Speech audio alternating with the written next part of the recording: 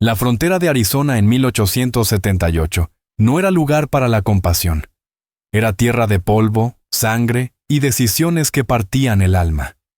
Para Willa Hart, una joven de 19 años más dura que el cuero de sus propias botas, lo que debía ser un simple paseo al río terminó convirtiéndose en un momento que cambiaría su vida para siempre. Antes de comenzar esta aventura, no olvides darle a me gusta al video y dejarnos saber en los comentarios desde dónde lo estás viendo.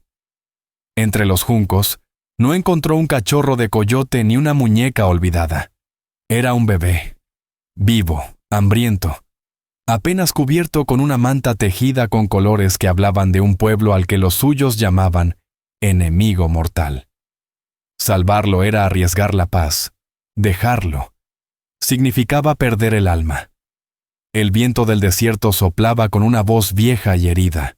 Era un lamento solitario que se arrastraba sobre las llanuras del territorio, prometiendo solo más polvo y abandono. Willa, conocida por todos en el valle simplemente como la chica Hart, se ajustó el chal sobre los hombros. A sus 19 años ya tenía las manos curtidas y agrietadas, el rostro quemado por un sol que no perdonaba ni a los valientes.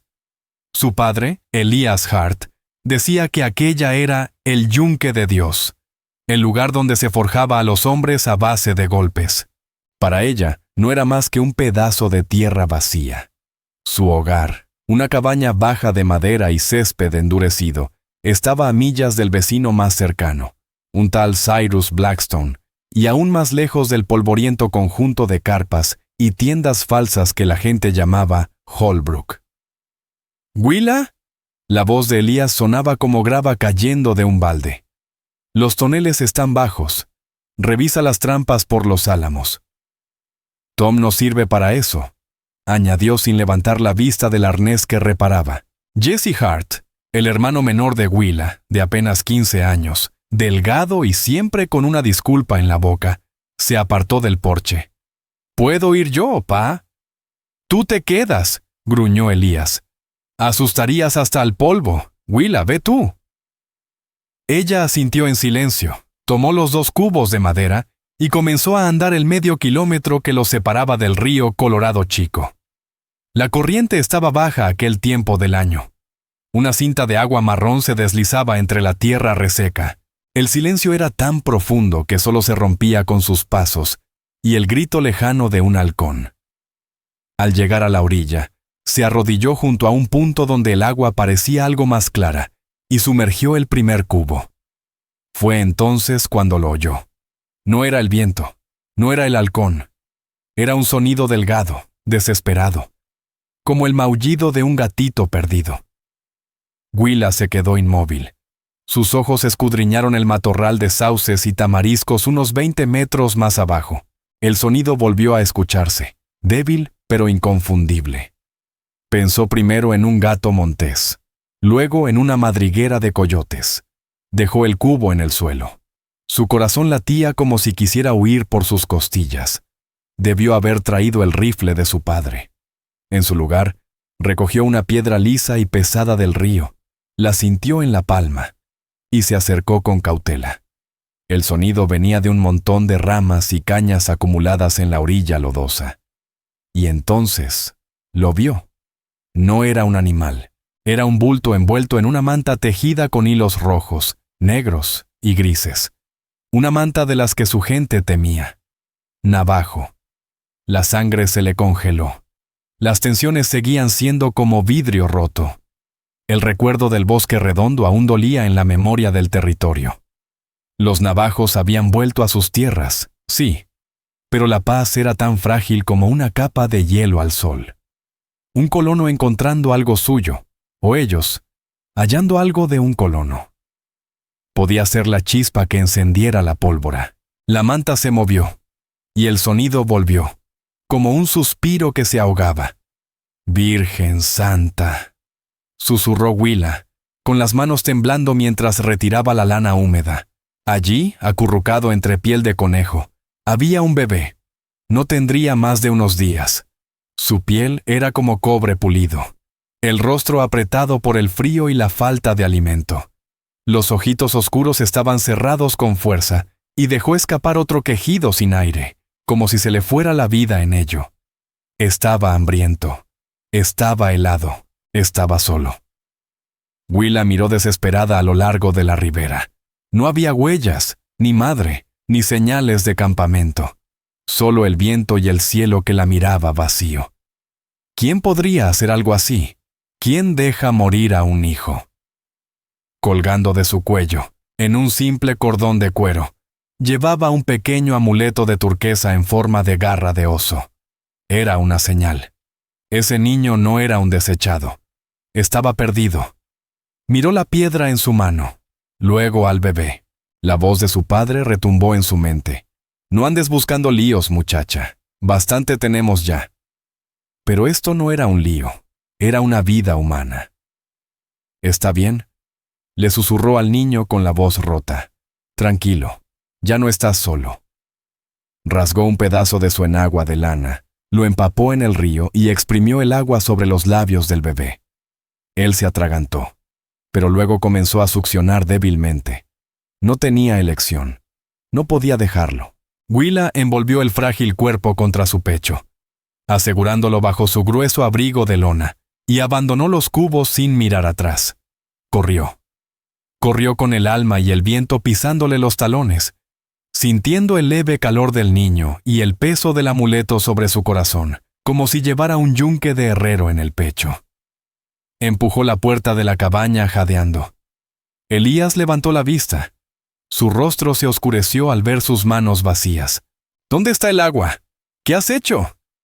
Se oyó la voz tensa de Elías. Se detuvo. Sus ojos se clavaron en el bulto que Willa apretaba contra el pecho. ¿Qué es eso?, dijo Jessie, poniéndose en pie junto a la mesa, los ojos como platos. Las manos de Willa buscaron en el abrigo y descubrieron la cabecita de pelo oscuro y la manta navajo. El silencio en la cabaña se volvió asfixiante. El rostro de Elías, ya surcado por el tiempo, pareció hundirse en arrugas más hondas. No se movió durante casi 10 segundos. «Sácalo», dijo al fin, con una voz tan baja que helaba. «Está muerto de hambre. Lo encontré en el río», balbuceó Willa. «Solo». Elías repitió la palabra poniéndose en pie con dificultad hasta quedar en toda su altura. «Sácalo ahora». «No puedo», respondió Willa, la voz partida entre súplica y desafío. «Morirá». «No lo hará», gruñó Elías, por fin levantándose. «Eso no es un niño. Es una bala. Es fuego. ¿Cómo se te ocurre?» Willa lo miró, aferrando al bebé con más fuerza. «Eso es una partida de guerra en nuestra puerta, preguntando por cosas que no podremos explicar», dijo Elías, agarrándola del brazo. «Llévatelo de vuelta». «Déjalo donde lo encontraste. No es asunto nuestro». Su tono no admitía discusión.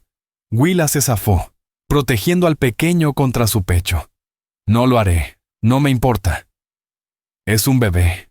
No puedes pedirme eso».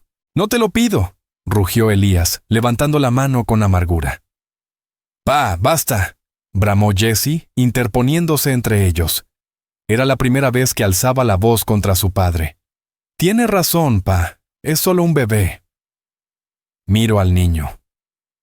Elías sostuvo la mano en el aire y la dejó caer, fijando la mirada en su hijo y luego en el niño que respiraba débilmente con un silbido lastimoso. El bebé era demasiado débil para llorar bien. Elías Hart era un hombre duro, pero no un monstruo. Vivía gobernado por un temible sentido práctico. Veía el mundo en términos de supervivencia, y aquel niño representaba una amenaza para esa supervivencia. Dejó caer la mano y pasó los dedos por su cabello ya cano. «No puede quedarse en esta casa. No voy a tenerlo aquí. No voy a tener a su gente dentro de mi techumbre. Si lo encuentran aquí, pensarán que lo robamos», susurró Willa, la voz cayendo al borde del miedo. «No lo harán», respondió ella con un hilo de esperanza. «Lo esconderé». «¿Dónde?» Miró la trampilla junto al hogar. «El sótano», dijo Elías, cerrando los ojos un instante. «Aliméntalo, refórzalo, y luego lo llevas al Fort Wingate. Que los soldados se ocupen. Quiero que desaparezca. Antes del amanecer, pasado mañana. No esperó respuesta. Cogió su rifle, lo colgó del hombro y salió de la cabaña con pasos cortos y decididos. Aquellas horas siguientes se llenaron de susurros, planes y prisas. Mientras Jesse hacía guardia, Willa improvisó un cuartito en la oscuridad fresca del sótano. Forró una vieja caja de manzanas con su chal más suave. El verdadero problema era la comida. Solo tenían una cabra lechera. Nellie. Willa le ordeñó, pero la leche era muy fuerte. «Tenemos que aguarderla», dijo, el ceño fruncido por la concentración. «Hace falta azúcar», dijo Jesse. «Pa guarda la melaza bajo llave en el cobertizo. Yo la consigo». Y sé silencioso. Ella lo envió con un gesto. Jesse salió sin hacer ruido. Willa volvió al sótano. El bebé respiraba con jadeos cortos y ásperos. Ella lo limpió con un paño húmedo. El amuleto de turquesa le rozó los dedos. Estaba frío y era claramente valioso. No era un niño rechazado. Algo terrible había ocurrido. Jesse volvió pálido pero triunfante, con una latita de melaza oscura y espesa. Pa está revisando la cerca del sur. No vuelve hasta el atardecer. Calentaron la leche de cabra con agua y una gota minúscula de melaza.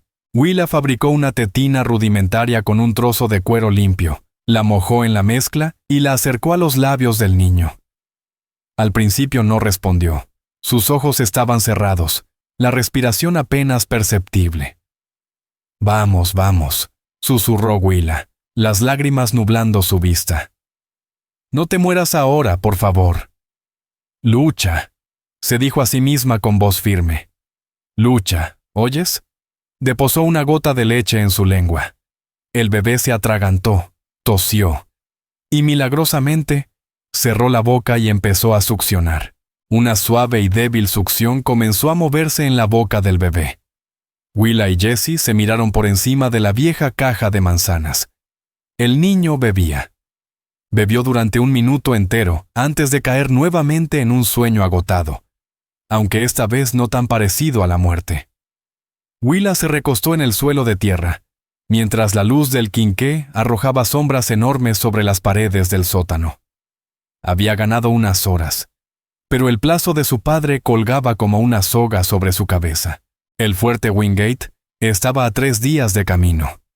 El bebé no llegaría, y aunque llegara, ¿entonces qué?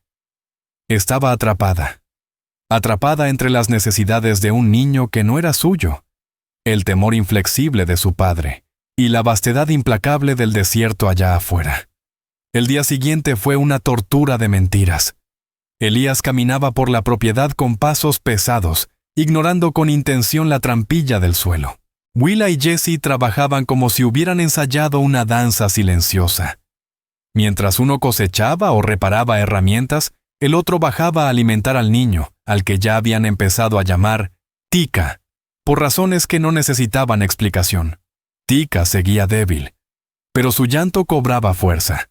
La leche de cabra y la melaza, administradas cada 2 horas, estaban haciendo efecto. Ya por la tarde un jinete se aproximó. No era Elías. Él aún estaba cazando. Era un solo hombre montado sobre un alazán elegante y bien cuidado.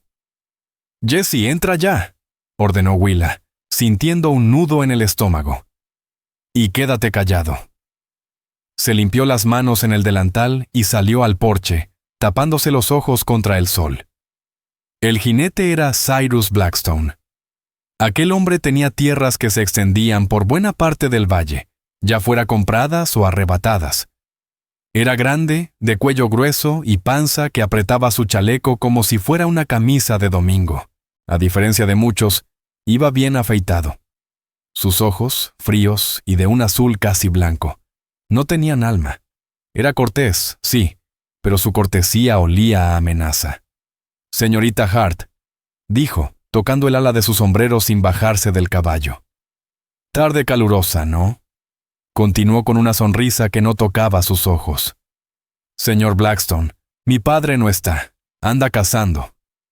«Una pena», respondió él, su mirada paseando con descaro por el patio.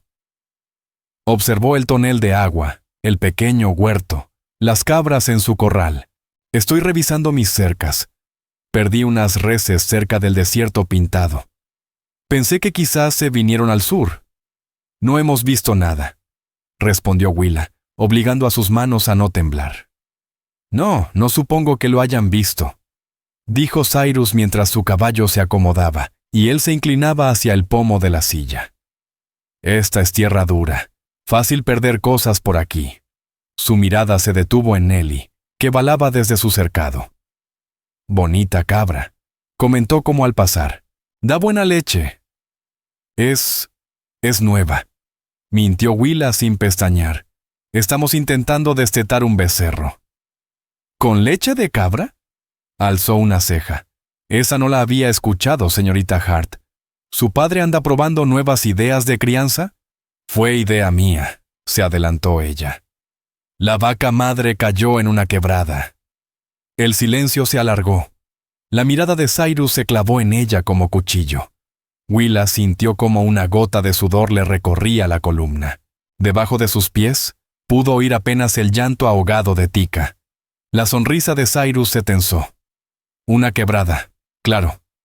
Tenga cuidado, señorita Hart, dijo, desviando su mirada hacia el este, hacia el río. Hay señales por allá, muchas. ¿Señales?, preguntó ella. Navajo, escupió el nombre como si le supiera a hierro oxidado. Se están poniendo valientes. Encontré algo, una perturbación cerca de la arboleda de tamariscos. Al principio pensé que era una madriguera de coyotes, pero era cosa de hombres. El corazón de Willa se detuvo un instante. La arboleda. El lugar donde lo encontré. Dígale a su padre que esté atento, añadió con voz suave, casi como quien canta una canción vieja. Estas perturbaciones hay que limpiarlas. No podemos tener porquería tan cerca de la gente decente. Atrae carroñeros. Se tocó el sombrero de nuevo. Y suerte con ese becerro. Giró su caballo y se alejó al paso, con una calma que dolía.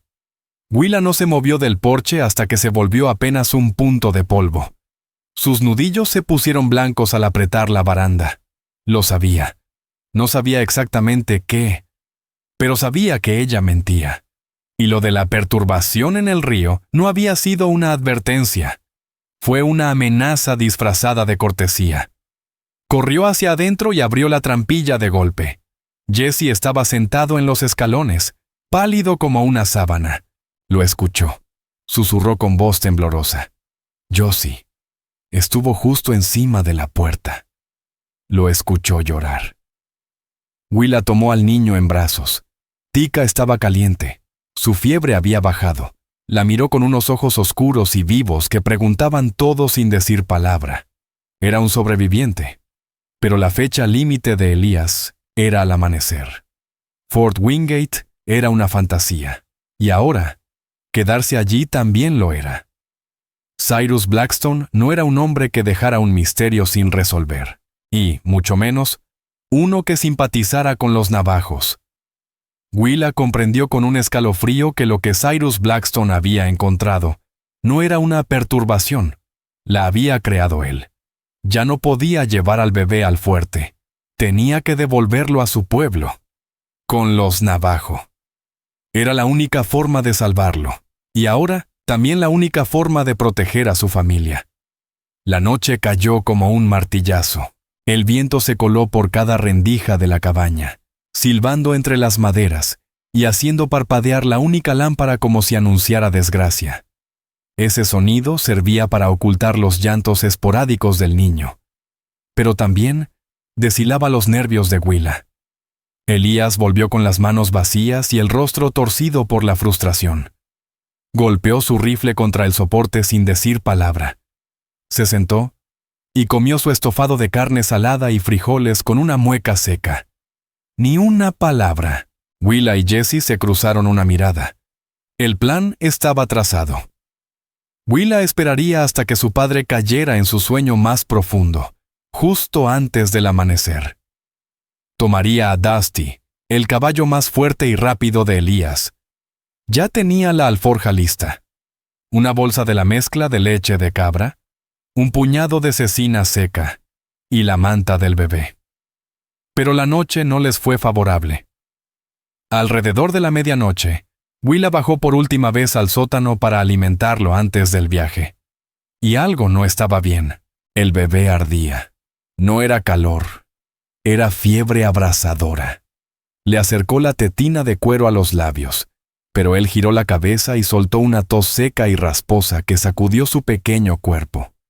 «No, no, por favor», susurró Willa, sintiendo el pánico apretar su garganta.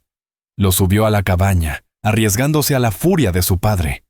Jessie dormía junto al hogar apagado, pero despertó de inmediato. «¿Qué pasa?» «Fiebre, fiebre de pulmón», contestó ella, desesperada. «Escúchalo». La respiración del bebé era un estertor húmedo, corto, agitado. Se ahogaba con sus propios pulmones. «Tenemos que bajarla», dijo Willa mientras su mente corría como caballo desbocado. «Mamá me enseñó cosas. Jessie, aviva el fuego. Necesitamos agua caliente». Y las hojas de gordolobo, las que están colgadas junto a la chimenea. Durante 2 horas, pelearon por la vida del niño. Prepararon un té amargo con las hojas secas, obligando gota a gota a pasar por sus labios. Willa machacó cebolla y la frió en manteca, envolviéndola en un paño y colocándola sobre el pequeño pecho, ardiente y débil. La cabaña se llenó de un olor punzante, mezcla de humo, grasa y desesperación. Los lamentos del bebé eran apenas suspiros. Finalmente, Elías salió de su habitación.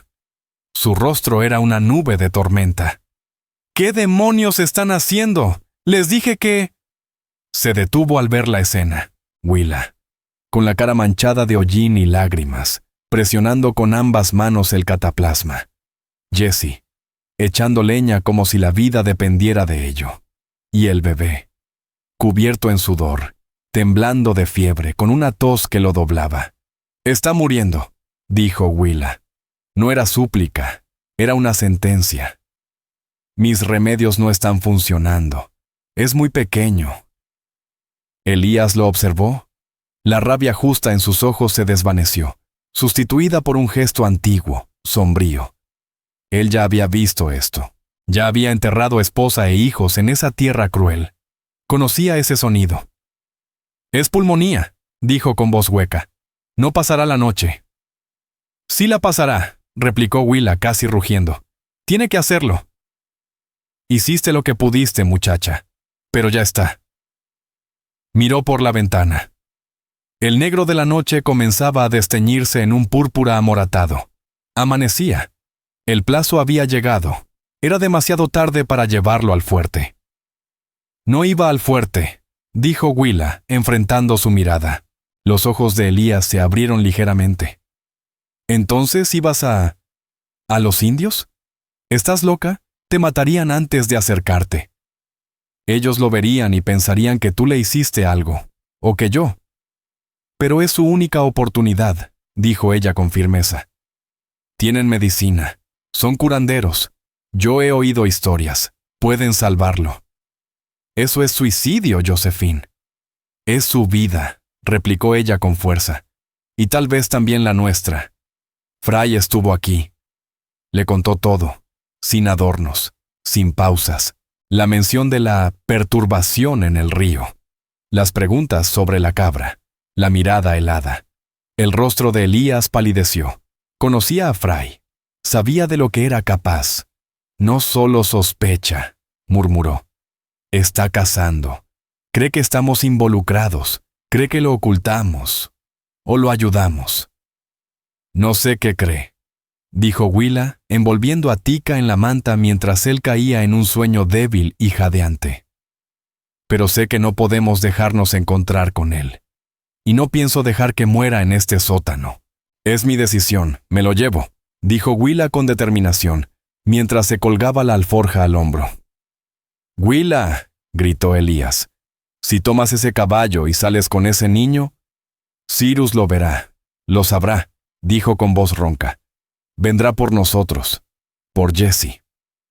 Entonces deténme, lo desafió ella con la mano firme sobre el pestillo de la puerta. Elías la miró. Su figura recortada contra la luz pálida del amanecer le recordó a la mujer que una vez amó. Vio en ella la terquedad de su madre. El mismo fuego. Miró a Jesse, parado cerca, con los ojos suplicantes. Y miró al bebé, tan pequeño, envuelto en los brazos de su hija, al borde de la muerte. Sus hombros se vencieron. Caminó hacia el estante de armas, pero no tomó el rifle. Tomó su viejo abrigo de búfalo, pesado como el invierno. «Eres una tonta», dijo con la voz densa. «Una tonta con corazón. Pero llevas mi sangre». Le lanzó el abrigo. «Esto no te dará calor, pero al menos cortará el viento. Tu chal no sirve». Luego tomó su rifle. «Ve, sal por detrás, sigue la quebrada. Yo llevaré el carro al pueblo. Que parezca que busco provisiones. Intentaré atraer la mirada de Fry si está observando. Que mire al oeste, no al este». Willa lo miró como si no lo reconociera. «¡Anda!», gritó Elías con la voz rota. «¡Antes de que me arrepienta!». Ella corrió. Ensilló a Dusty en el frío de la madrugada. El aliento del caballo salía en nubes. Lo montó, acomodando al bebé enfermo contra su pecho, protegido dentro del abrigo. Le lanzó una última mirada a su padre, que se quedó en el porche, figura solitaria, partida entre orgullo y dolor. Entonces espoleó a Dusty rumbo al este, hacia el sol naciente, y hacia las tierras salvajes de los Navajo. La tierra era un enemigo hermoso y brutal. Willa galopó con urgencia siguiendo cauces secos y sombras de cañones bajos, evitando las crestas altas. El sol trepó, tiñendo la tierra que antes era púrpura profundo con tonos de roca roja y pastos amarillentos. Cada arbusto de enebro parecía un jinete. Cada chillido de halcón, una advertencia. El niño, acurrucado en el abrigo de búfalo, estaba peligrosamente callado. La fiebre le ardía en el cuerpo. Willa tuvo que detenerse 2 veces, bajarse temblando y limpiar la flema de su boca diminuta. Sus dedos temblaban tanto que apenas podía hacerlo. Le humedeció los labios con agua, pero él no bebía. «Aguanta, tica», susurró contra su cabello. «Por favor, resiste. Ya casi llegamos. Te lo prometo». Pero cabalgaba a ciegas. Tenía una idea general de dónde se encontraban los campamentos de verano navajo, en las mesetas altas cerca de la montaña sagrada. Pero nunca se había atrevido a ir tan profundo en sus tierras. Era una intrusa, una muchacha blanca, cargando a un niño navajo. Las palabras de su padre le retumbaban en la cabeza. «Te matarán antes de que te acerques». Sabía que aún había dolor y furia en ese pueblo. Podía recibir una bala sin aviso, pero ¿qué otra opción tenía? Cyrus venía detrás, y la muerte la llevaba en los brazos. Al mediodía, Dusty sudaba y cojeaba. Había perdido una herradura. Willa desmontó en un cañón angosto, con paredes rojas que se elevaban como cuchillos a ambos lados. El aire era más fresco. Había una pequeña filtración de agua. Dejó que Dusty bebiera mientras revisaba al bebé. La respiración era tan leve que tuvo que apoyar la oreja en su pecho. Se estaba apagando. «No», sollozó Willa, dejándose caer contra la pared de roca. «Por favor, Dios. No ahora. Después de todo esto. No puedo». Estaba sola, perdida, y había fallado. Cerró los ojos. Las lágrimas le surcaban el rostro, abriendo líneas limpias entre el polvo. Un guijarro cayó desde arriba. Willa alzó la cabeza de golpe. Llevó la mano al cuchillo de caza en su cinturón, su única arma. En lo alto del risco, un hombre la observaba. No era Cyrus Blackstone. Iba montado en un caballo pinto. Era navajo. Llevaba una túnica simple y calzas. El cabello negro, atado atrás. Sostenía un rifle sobre el regazo y no se movía. Era como parte de la roca misma. No estaba solo. 2 jinetes más surgieron, extendiéndose sobre la cresta. La habían estado vigilando desde hace rato, tal vez desde que salió. Willa se puso de pie lentamente, con el cuchillo en la mano, pero no lo levantó. Abrió el abrigo, mostró al bebé. Lo levantó con ambas manos. Una súplica, un clamor. ¡Ayúdenme!, gritó, su voz rebotando entre las paredes del cañón. Por favor, está enfermo. Tu hijo está enfermo. Medicina. Por favor, rogó Willa, la voz temblándole mientras levantaba al niño envuelto en el abrigo. No sabía si la entendían. El hombre en lo alto del risco la miraba con un rostro impenetrable. Dijo algo a sus compañeros, pero su voz era tan baja que no pudo descifrarlo. Entonces, hizo algo inesperado. Levantó la mano con la palma abierta, y con lentitud deliberada, empezó a bajar por un estrecho sendero que zigzagueaba hacia el cañón. El corazón de Willa latía con fuerza. Ese era el momento. ¿Piedad o muerte? A medida que el guerrero se acercaba, Willa pudo distinguir su rostro. Era joven, no mayor que ella, pero en sus ojos se reflejaban siglos. Se detuvo a unos 3 metros de distancia. Su mirada fue de ella, al cuchillo en su cintura, y luego al bebé. Habló en inglés, con voz baja y serena. ¿Dónde lo encontraste? Willa casi se desplomó del alivio al oírle hablar su idioma. En el río. Cerca de mi casa. Hace 3 días. Estaba solo. Y muriéndose de hambre. Señaló el pecho del niño. Fiebre. Fiebre de pulmón. Está muy mal. Lo traía para que lo curen, para un sanador. Los ojos del guerrero se entrecerraron. Miró al bebé, y su expresión, que había sido tensa y desconfiada, se suavizó con algo inesperado. Reconocimiento. Desmontó sin una palabra. Caminó hasta el pequeño manantial. Willa se obligó a no retroceder. Estaba lo suficientemente cerca como para oler el humo de pino y la lana de sus ropas. No extendió la mano hacia el bebé, sino hacia el colgante. Tocó el amuleto de turquesa con un dedo. Este es Yash, susurró. El hijo de Hakan Crowshield. La miró. Sus ojos, de pronto, se llenaron de una pena helada. Su madre, Sunny Wildrose. Llevamos días buscándolo. ¿La encontraron?, preguntó Willa sabiendo ya la respuesta. Muerta, dijo él con voz plana. Asesinada junto al río. Con otras 2 personas. Se llevaron sus caballos, su plata. La sangre de Willa se volvió hielo. Fry. La perturbación en el río. Pensamos que todos habían muerto, añadió el joven. No buscamos a un bebé. No lo imaginamos. Miró al niño en sus brazos. Cabalgaste hacia el este. No fuiste al fuerte. Estaba demasiado lejos, dijo Willa, la voz quebrándose. Habría muerto en el camino. El guerrero asintió. Se giró hacia sus compañeros y gritó algo breve, urgente. Uno de ellos giró su caballo y galopó alejándose. El joven volvió a Willa. Soy Kyle Redhawk, dijo. Vienes con nosotros. Iremos con Hakan Crowshield. Está de caza.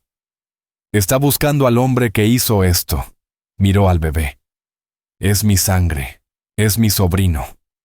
Puso una mano en la frente del pequeño, con un gesto tan tierno, tan cargado de amor, que el último muro de miedo en el corazón de Willa se derrumbó. No respira bien, murmuró ella. Kyle alzó la mirada al cielo. Estamos a 2 horas del campamento. Mi abuela, Tala Moonfire, es curandera, pero él está muy enfermo. Miró a Dusty, que cojeaba cerca del arroyo. Tú vendrás conmigo. Montó su pony con un solo movimiento fluido. Luego extendió un brazo fuerte y levantó a Willa, colocándola frente a él en la silla. Ella acomodó al bebé y Kyle envolvió a los 3 con una manta gruesa. Agárrate bien, dijo. Espoleó al caballo a un trote firme y veloz, dejando atrás a Dusty, al cañón, y a la antigua vida de Willa. Cabalgaron por 1 hora, internándose en los laberintos de roca roja. El paisaje cambiaba, volviéndose más solemne, más sagrado. Kael no dijo una sola palabra. Su atención estaba fija en el camino y en el galope. Willa, en cambio, no apartaba oído del niño. El ritmo constante del caballo parecía remover el mal de sus pulmones. Cada tos sonaba más débil. El sol ya había cruzado el cenit y comenzaba su descenso lento cuando, de repente, Kael detuvo al caballo. Tiró de las riendas y se apartó del camino, buscando la sombra de una saliente. «¿Qué ocurre?», susurró Willa. Kael levantó una mano pidiéndole silencio. Escuchaba. Willa también. Primero, solo oyó el viento, pero luego, un sonido metálico. Herrería sobre piedra, caballos, más de uno, rápidos. Kael se tensó. Sacó el rifle de su funda. «No son de los nuestros», murmuró. «Sus caballos llevan herraduras». El estómago de Willa se encogió. «¿Caballos herrados? ¿De tu padre o de otros?», dijo ella casi sin voz. «3, tal vez 4. Kael escaneaba el sendero con la vista aguda. «Siguen tus huellas. Caballos herrados», murmuró Willa, sintiendo un escalofrío recorrerle la espalda. «Son cazadores. Es él. Es Cyrus Blackstone. Tenía que serlo». Elías había ido al oeste, rumbo al pueblo. Cyrus debió haber seguido su rastro, visto que cabalgaba hacia el este, y comprendido que el cabo suelto se le escapaba. Sabía que se dirigía hacia los Navajo. No podía permitirlo. No podía dejar que la prueba, ni el testigo, el bebé, llegaran a ellos. «Es él», dijo Willa con voz temblorosa. «El hombre del que te hablé. El que lo hizo». «Y ahora caza a un niño», dijo Kael Redhawk, su rostro endureciéndose con una furia helada. «Pero encontrará a un guerrero». La miró con seriedad. «Estarán aquí en minutos». «Puedo montar. Tratar de huir», dijo Willa. «Pero el bebé no aguantará. El galope lo matará». Kael asintió mirando el paso estrecho que tenían por delante. «Entonces peleamos». Giró hacia ella. «Dame al niño». «¿Qué?». «Dámelo. Toma mi caballo. Cabalga. Tan rápido como puedas. Al norte. Sigue el cauce seco. Allí encontrarás nuestro campamento. Busca a Tala Moonfire, la anciana. Mi abuela. Entrégale al bebé. ¡Corre!». Intentaba bajarla del caballo, pero Willa apretó al niño con fuerza. «¡No! ¡Lo matarán! Son 3 contra 1. «No encontrarán a mi sobrino», dijo Kael con voz firme. «No si tú haces lo que digo». «No pienso dejarte». Willa miró a su alrededor con desesperación. «Siguen mis huellas. No saben que estás aquí. Me están cazando a mí», dijo en voz alta como descubriendo algo terrible. «Creen que voy sola». Entonces lo entendió todo. «Dame tu rifle», le pidió a Kael. Él la miró sin comprender. «No puedes enfrentarte a 3 hombres. Puedo esconderme. Tú llevas al bebé. Llévalo al campamento. Encuentra al sanador. Tú eres más rápido solo. Ellos me siguen a mí, no a ti». Willa estaba ofreciendo su vida a cambio de la del niño. Kael lo vio en sus ojos. Vio la lógica y el valor. Sabía lo que debía hacer. Era su deber proteger al hijo del jefe. «Quédate entre las rocas», le dijo entregándole el rifle. «No salgas hasta que sea necesario. Yo traeré ayuda». Bajó del caballo. Willa tomó las riendas. Kael dio un paso al frente y con una ternura infinita, tomó al niño de sus brazos. Lo envolvió en su propia manta y lo aseguró contra su pecho. «Que los espíritus sagrados te guíen, muchacha blanca», susurró. Luego, trepó por la pared rocosa y desapareció como un fantasma en el laberinto de arenisca. Willa quedó sola. Desmontó y con un golpe en la grupa, hizo que el pony siguiera bajando por el cañón, fuera de vista. Preparó el rifle, revisó la carga. 5 balas. 3 hombres. Subió con cuidado por el lado opuesto del sendero. Encontró una rendija estrecha entre 2 rocas grandes, con vista clara al camino unos 50 metros en ambas direcciones. Apoyó el cañón del rifle sobre la piedra. No tuvo que esperar mucho. El ruido de los caballos herrados crecía, y entonces aparecieron. Cyrus Blackstone iba al frente, la cara perlada en sudor y retorcida en rabia. Detrás de él, 2 hombres. Su capataz Wade Harlan y otro vaquero de rostro endurecido, Hank Dobbs. Todos llevaban rifles en mano. Vieron las huellas, vieron las de Dusty, y donde se cruzaban. «¡Está cerca!», bramó Cyrus al desmontar. «Se encontró con alguien. ¡Wade! Revisa el cauce». «Hank, súbete al risco». «Señor Blackstone», dijo Wade con nerviosismo, mirando las altas paredes del cañón. «Este terreno no es nuestro, es de ellos». «Es mío si yo lo digo», rugió Cyrus. «No voy a permitir que esa mocosa y ese mocoso lleguen al campamento. Encuéntrenla, a ambos. Quiero esa manta y la piedra azul que traía». La sangre de Willa se heló.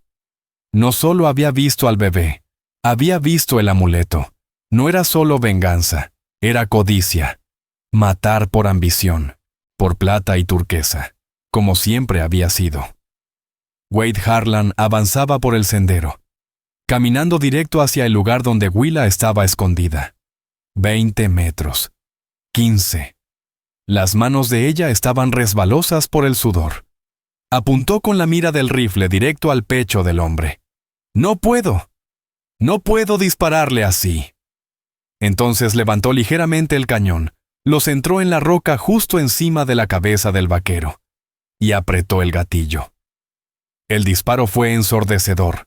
Retumbó como un cañonazo entre las paredes del cañón. La bala estalló en piedra, lanzando fragmentos que salpicaron la cara de Wade.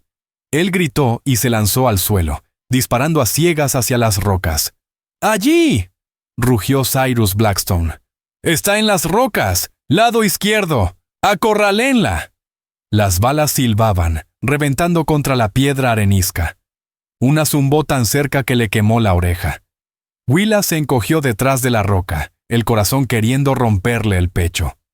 «¡Estás atrapada, muchacha!», bramó Fry, su voz rebotando contra los muros. «¡Dámelo! Entrégame al niño y podrás salir caminando». «¡No está aquí!», gritó Willa con voz temblorosa. «¡No lo tengo!». Una risa fría. «¡Mentira! Lánzalo o iremos por él. Y no será suave». Tenía que moverse. Estaba cercada. Disparó de nuevo hacia donde creía que estaba Fry, usando el eco del disparo para arrastrarse fuera de su rendija y trepar más alto. Una bala le rozó la manga del abrigo, cortándole la piel del brazo. Gritó, cayendo tras otra roca más arriba. «¡La alcanzaron!», gritó Hank Dobbs desde el risco. «¡La veo! ¡Está subiendo!». «¡No la maten!», vociferó Fry. «Aún no. Quiero saber con quién habló». Avanzaban. Wade iba por el fondo del cañón. Fry trepaba por el lado opuesto. Estaban creando fuego cruzado. Ella no tenía escapatoria. Estaba perdida. Apuntó el rifle de nuevo, ahora directo al cuerpo de Wade. O él, o yo. Cerró los ojos. Y entonces, un sonido nuevo rompió el aire. No era un disparo. Era un grito largo y agudo, como un canto de guerra. Willa abrió los ojos. En la cima del risco, donde debía estar Hank Dobbs, había 5 guerreros navajo, y entre ellos estaba Cale Redhawk. Y junto a él, sobre un majestuoso caballo negro, venía un hombre que parecía esculpido en piedra. Alto, de hombros anchos, con un rostro como cincelado por la tristeza y la justicia. Llevaba un cinturón de plata con conchos brillantes, y su mirada era la de un padre cuya alma había sido atravesada. Ese hombre era Hakan Crowshield. Fry miró hacia arriba. Su rostro, deformado por la furia, se convirtió en puro terror. ¡No! Hank Dobbs ya no estaba vivo. Una flecha le atravesaba el pecho. «¡Es él!», gritó Cale. «El del chaleco rojo. Él mató a Sonny Wildrose». Hakan soltó un rugido que sacudió hasta la tierra. No era un grito de guerra, era el lamento puro y desgarrado del alma rota. Los guerreros descendieron. No fue una pelea, fue un juicio. Willa no miró. Se acurrucó detrás de su roca, apretando el rostro contra la piedra, escuchando los sonidos rápidos y terribles del final. Todo terminó en menos de 1 minuto. El cañón quedó en silencio. Solo se oían los resoplidos de los caballos de Fry y las respiraciones agitadas de los hombres. Willa siguió escondida. Temblaba. El rifle aún sobre su regazo, pesado como la culpa. Ya no era un grupo de guerra, era justicia cumplida. Escuchó pasos sobre la grava. «Puedes salir, muchacha blanca», llamó Kyle. Su voz sonaba agotada. Willa se levantó con lentitud, las manos alzadas, dejando atrás el rifle. Wade y Fry estaban en el fondo del cañón, no muertos, pero sí derrotados. Sus manos estaban atadas con sus propias cuerdas. Miraban al suelo, pálidos como espectros, pero los ojos de Willa estaban fijos en él. En Hakan Crowshield estaba de pie, alejado de los demás, de espaldas a ella. Sostenía al bebé. Willa caminó hacia él, con las piernas temblorosas. ¿Está?, susurró. Hakan se giró. Su rostro era un mapa de dolor tan profundo que no tenía fin. Un hombre que había perdido a su esposa, y que, hasta hacía 1 hora, creía haber perdido también a su hijo. La miró. Vio la sangre en su manga, la suciedad, las lágrimas secas en sus mejillas. Y luego, bajó la mirada al niño. El bebé estaba envuelto en la manta de Kyle, y se mantenía inmóvil. «Está vivo», dijo Hakan con voz ronca como trueno lejano. «Mi hijo. Su nombre es Tika Swiftfall». Hakan Crowshield dio un paso al frente. Willa se sobresaltó, pero él no se detuvo. Se paró justo frente a ella, tan cerca que pudo ver el dolor marcado en cada línea de su rostro. Le tendió al bebé. Willa se quedó desconcertada. «¿Qué?» «Tú», dijo Hakan. «Él conoce tu olor, conoce tu corazón». Colocó al pequeño Tika Swiftfall nuevamente en sus brazos. El niño, que había estado tan silencioso que parecía de otro mundo, soltó un suspiro débil y se acomodó contra ella, como si regresara al único lugar donde se sentía seguro. En ese instante, entre el jefe de los Navajo y la muchacha de frontera, cruzó una comprensión profunda, muda y sagrada. Hakan no la miraba solo como una rescatadora, la miraba como madre. Hakan volvió la vista hacia sus guerreros, luego hacia las figuras derrotadas de Cyrus Blackstone y Wade Harlan, amarrados y humillados. Después, volvió a mirar a Willa.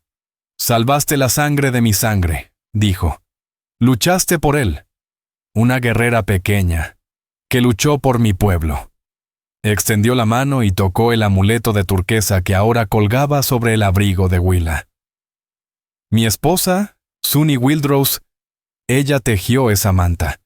Ella ató esa piedra». Señaló a Cyrus con un leve gesto. «Ese hombre no se llevó esto, no se llevó a su hijo. Lo siento mucho», susurró Willa sintiendo otra vez las lágrimas. «Por tu esposa, por todo. La tristeza me llena», dijo Hakan con voz densa. «Pero la vida está aquí». Kyle Redhawk se acercó, sosteniendo una cantimplora. «Mi abuela, Tala Moonfire, viene en camino. Está justo detrás del risco». Como si su nombre hubiera sido invocado, apareció la mujer. Venía montada con firmeza, como un guerrero.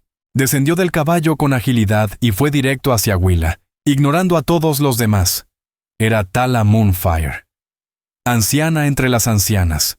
Su rostro era una red de arrugas, pero sus ojos brillaban como obsidiana recién cortada. Tomó al bebé con manos firmes, expertas. Escuchó su pecho, chasqueó la lengua y empezó a dar órdenes rápidas en su lengua natal. Se encendió un pequeño fuego. De una bolsa de cuero sacaron hierbas. Hakan entonces giró hacia los prisioneros. «Este», dijo señalando a Cyrus, «es un asesino, un ladrón. Será entregado a los soldados blancos en Fort Wingate. Ellos lo colgarán según su ley. Eso es justo». Se volvió hacia Wade. Y este es un cobarde. Será dejado libre. ¿Libre?, balbuceó Wade. Son más de 80 kilómetros. ¿No hay? Hay tierra, interrumpió Hakan con voz de piedra. Y llevarás este mensaje a los demás Villagana. Esto es lo que ocurre cuando cazan niños en nuestros cañones. Volvió junto a Willa. Tala Moonfire alimentaba al bebé con un líquido oscuro y humeante en una concha. El niño tosió, se atragantó y luego lloró. Lloró fuerte, claro, con rabia, con vida.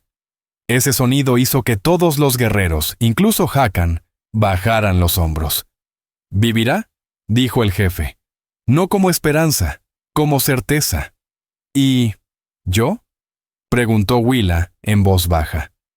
Hakan la observó. Vio su manga rota, el gran abrigo de su padre, las manos desnudas, el rostro lleno de tierra y lágrimas secas. Vio las huellas de su caballo herido. «Eres Willa Hart», dijo con solemnidad. «Hija de Elías, tu hogar está junto al río fangoso». Willa se quedó muda. «¿Conocen a mi padre?» «Conocemos a todos nuestros vecinos», respondió el jefe.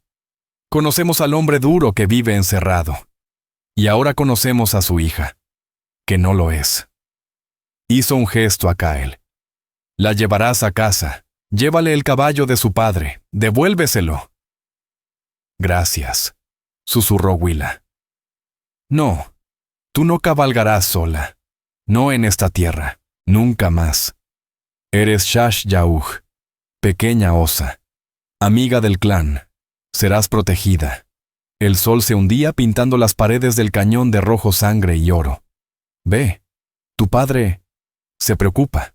Hakan puso una mano sobre su pecho. Luego la extendió hacia ella.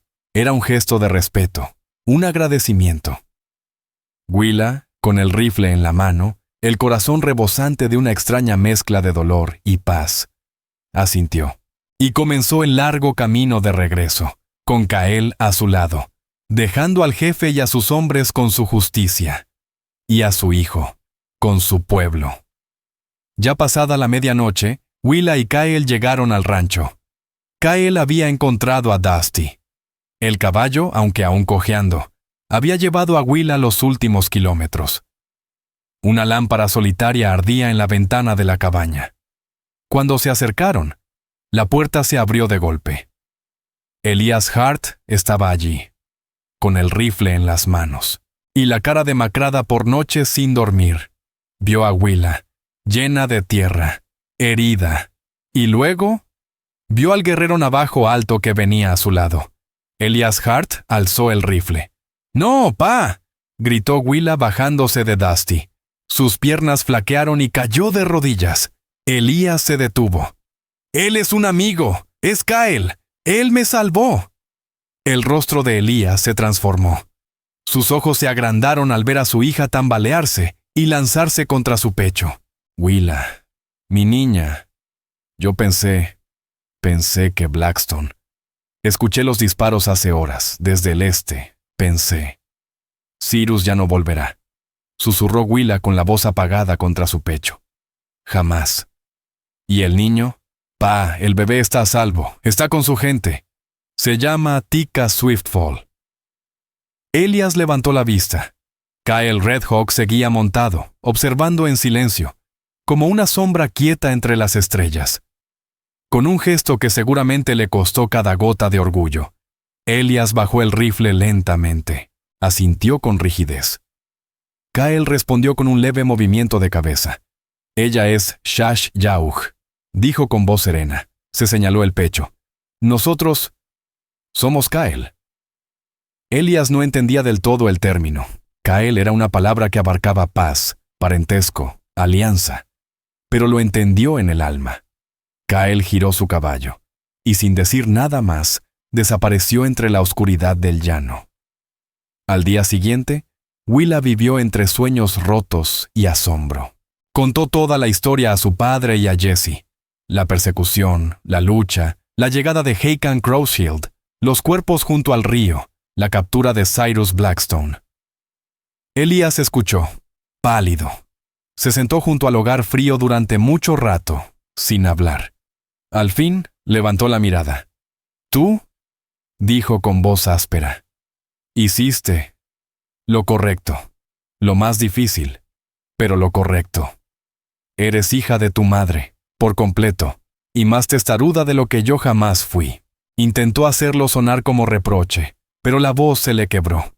La vida volvió a su ritmo habitual, pero ya nada era igual. El silencio de la pradera ya no se sentía vacío. Se sentía vigilante, vivo. Willa miraba hacia el este, esperando ver jinetes aparecer por el horizonte. Pasó una semana, después otra. Nada. El silencio era tan ensordecedor como los disparos que lo habían precedido. Y entonces, una noche, mientras la luna asomaba como una uña de plata, Jesse gritó desde el porche: «¡Willa! ¡Pa! ¡Jinetes!». Elías y Willa salieron. 3 figuras se acercaban. No venían del este, sino del norte. Cabalgaban despacio, sus siluetas recortadas contra la penumbra. No era un grupo de guerra. Se detuvieron a unos 20 metros de la cabaña. El hombre en el centro desmontó. Era Hakan Crowshield. No llevaba pintura de combate. Vestía un manto fino y su cinturón de conchos de plata brillaba bajo la luz de la luna. Los 2 hombres que lo acompañaban guiaban un caballo de carga. No era una cacería. Era una visita de respeto. «Hakan», dijo Willa, dando un paso al frente. Elías se quedó en el porche, con la mano cerca de la puerta. Pero no fue por su rifle. «Pequeña osa», saludó el jefe con una sonrisa rara. Pequeña, verdadera.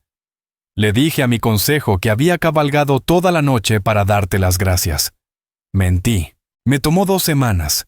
El camino es largo». Hizo un gesto. Los hombres comenzaron a descargar el caballo de carga. «Mi hijo, Tika, es fuerte. Lucha como tú». «Me alegra», respondió Willa con el corazón hinchado. «Su abuela, su medicina. Su medicina es poderosa. Pero tu corazón lo fue más», dijo Hakan. «Viniste a nosotros, no a quitarnos. Mis nietos contarán esta historia». Los hombres depositaron los regalos en el suelo. No eran baratijas. 3 mantas gruesas, tejidas con gran arte, un saco grande de harina de maíz azul y un costado de venado curado. Pero el último regalo era para Willa. Hakan se acercó y le entregó un collar de cuentas de plata pulida y turquesas. Era pesado y frío en su mano. «Esto no es un pago», dijo el jefe. «La vida no se paga. Esto es para que todos los que te vean sepan que eres amiga del clan. La tierra es dura. No necesita que los hombres la hagan más dura aún. Tú no fuiste dura». Elías bajó del porche, se paró junto a su hija, el sombrero en las manos, miró al jefe, miró los regalos, y miró a su hija. Carraspeó. «Jefe», dijo con voz áspera, «nuestra casa está abierta para usted. Tenemos café». Hakan miró al colono temeroso, al hombre que, a su manera, había permitido que su hija hiciera lo correcto. Asintió. «Café. Jeje. Gracias». Mientras el fuego crepitaba dentro de la cabaña de tierra apisonada, 3 hombres compartían el silencio con tazas de café amargo entre las manos. 2 padres, venidos de mundos distintos, y un joven que ya hablaba el idioma de ambos sin decir palabra. Willa Hart, de pie en el porche, sostenía las cuentas de plata y turquesa entre sus dedos. El viento seguía cantando entre los matorrales, pero por primera vez en su vida, no sonaba triste, sonaba como una promesa. La frontera siempre había sido una tierra dura, marcada por bordes afilados, entre lo nativo y lo foráneo, entre la vida y la muerte, entre la supervivencia y la justicia. Y Willa, con nada más que un corazón terco y un sentido claro de lo correcto, cruzó esa línea. Y jamás miró atrás. No solo salvó a un niño, trazó un puente. El viaje de Hakan Crowshield no fue solo para decir gracias. Fue un gesto de reconocimiento, una pausa sagrada entre 2 mundos que, Por un instante, se miraron. Y se reconocieron humanos. Todo. Porque una muchacha se negó a dejar que un bebé muriera solo junto al río. Si esta historia te ha conmovido, te invito a que nos acompañes a descubrir más historias reales del viejo oeste. Historias que honran la resiliencia, la ternura y el espíritu que Dios puso en quienes abrieron camino. Suscríbete, comparte, deja tu opinión en los comentarios y únete a nosotros una vez más para recorrer esta tierra indómita. Gracias.